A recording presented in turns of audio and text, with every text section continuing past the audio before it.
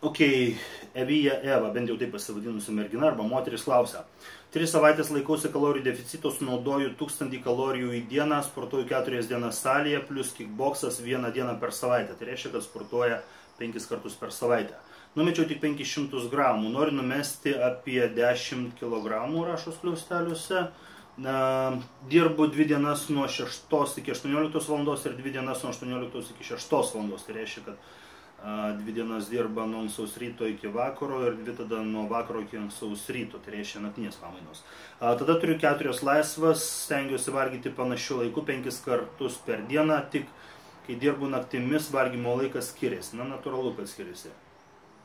Tai problema, matote, Evijeva, jūsų atveju yra ta, kad jeigu jūs vartojate 1000 kilokalorijų ir sportuojate 4 kartus per savaitę ir jūsų darbo grafikas yra toks nėra pats dėkingiausias, tai yra jūs dalį dienų dirbate tarsi normaliu darbo grafiku ir dalį dienų dirbate naktimis. Jūs suvartojate gerokai per mažai kalorijų ir organizmas, kai gauna gerokai per mažai kalorijų, jisai persijungia į taupimo režimą ir dėl to jums neleidžia svorio mesti. Tai čia pirmas dalykas. Reiškia, apskritai jūs turite valgyti daugiau. Ir jeigu nesate žemesni negu 1,50 m ir jau nesverite mažiau negu 50 kg, jūsų pats minimumas kalorijų turi būti 1200 kilokalorijų. Tai reiškia, turite valgyti mažiausiai 1200 kilokalorijų, jūs teisingai išgirdote, tam, kad mestumėte svorį. Kai valgote 1000 kilokalorijų arba dar mažiau, tai reiškia, kad gero rezultato nepasieksite, o jeigu svoris ir kris, tai bus labai trumpalaikis efektas. Ir trumpalaikis efektas, ko gero, nėra tai, ko jūs siekite.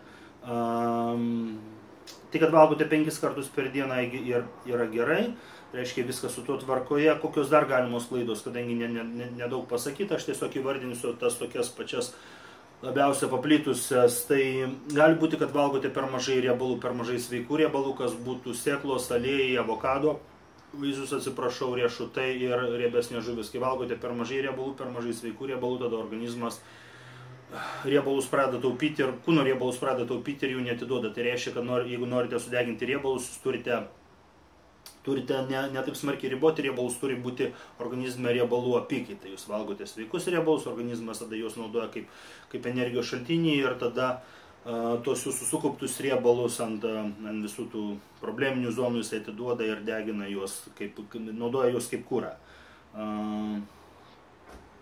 Ką dar galima pasakyti jūsų atveju?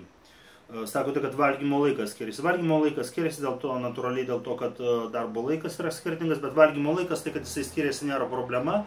Tiesiog turite pusryčius valgyti nuo to momento, kai atsibudote kuo greičiau. Geriausia būtų valgyti per pusvalandžius. Sekantis dienos valgymai turėtų būti kas 2,5–3 valandos. Gali būti, kad tada netgi jums reiktų valgyti ne 5, o galbūt 6 kartus per dieną. Tai yra, kuo dažniau valgysite, tuo greitesnė bus medžiagų apykaita. Dar vienas grėblys, ant kurio galima užlipti, yra, kuomet dirbate iki 6 valandos ryto ir grįžtate namo, spėju, kad miegoti einate galbūt 7, galbūt 8 valandą ryte. Ir tokiu atveju paskutinis valgymas prieš miegą negali būti angliavandeniai, negali būti vaisiai, tai yra turėtų būti tik tai kažkokie baltymai, plus ląsteliena. Baltymai tai būtų liesa mėsa, žuvis gali būti riebesnė, liesi pieno produktai, kiaušiniai ir daržovės. Tai yra tai, ką galite valgyti paskutiniam valgymui, kai grįžtate namo. Jokių būdų negalite valgyti trypsnių, avižų, vaisių ir kokių nors, sakykime, jogurtų, kurie savo sudėtyje turi cukraus. Tokios būtų mano pagrindinės rekomendacijos iš to, ką aš pamačiau jūsų klausime, tikiuosi galėjau kažkiek padėti.